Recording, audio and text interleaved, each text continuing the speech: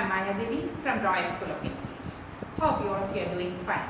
This video is regarding BT repeat sentence. Speaking session read aloud number video Next is repeat sentence. Repeat sentence audio that is where they check your listening ability to. ഒരു sentence കേൾക്കുന്നു അതുപോലെ ആ sentence repeat ചെയ്യണം. This is the task. പക്ഷെ പല കുട്ടികളുടെയും complaint എന്ന് പറഞ്ഞാൽ സെൻറ്റൻസ് കേൾക്കും, പക്ഷെ അതിൻ്റെ തുടക്കം മാത്രമേ ഓർക്കുന്നുള്ളൂ, അവസാനം ഓർക്കണം, അല്ലെങ്കിൽ പകുതി വരുമ്പോൾ മറന്നു പോകും.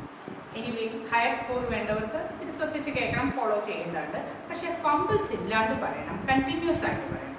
ഇത് 70% റിപ്പീറ്റ് ചെയ്താൽ മതി.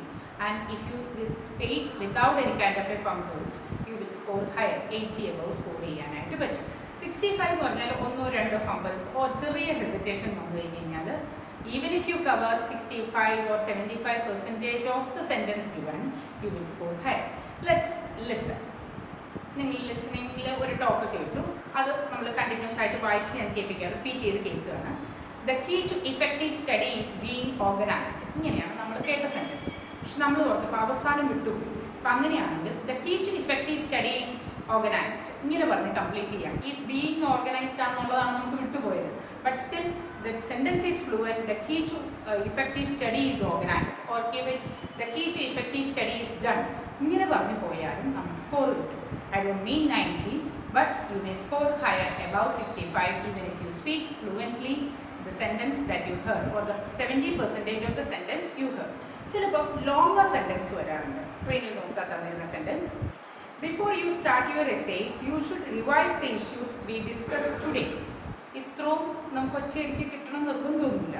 അങ്ങനെയുള്ള ടൈപ്പിൽ ചില കുട്ടികൾ പറയുന്ന സെൻറ്റൻസ് റിപ്പീറ്റ് ചെയ്തുകൊണ്ടിരിക്കുകയാണ്. അങ്ങനെയല്ല. Those who won't above 80 or above 65 should do, but you can do like this. Before you started your essays you should revise the portions correctly.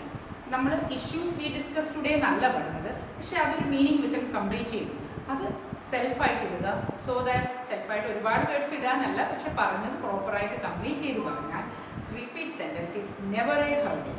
And repeat sentence improve ചെയ്യാൻ വേണ്ടി വേറെ പല ട്രിക്സും follow ചെയ്യാവുന്ന. Read any reading stuff regularly. അപ്പം അങ്ങനെ വന്നു കഴിയുമ്പോൾ നമുക്ക് കൂളായിട്ട് പറഞ്ഞു പോകാനായിട്ട് പറ്റും. Apart from that listening skill കൂടെ നോക്കുന്നുണ്ടല്ലോ. Listen to podcast or any kind of a TV series regularly and try to repeat some kind of a sentences yourself. Moreover, it would be better if you listen your podcast above at a speed of 1.5 so that speedier ആയിട്ടുള്ള talk പിടിച്ചെടുക്കാനായിട്ട് നിങ്ങൾക്ക് പറ്റും. Definitely you can improve your repeat sentence practice if you do it regularly at least 6 or 7 times every day.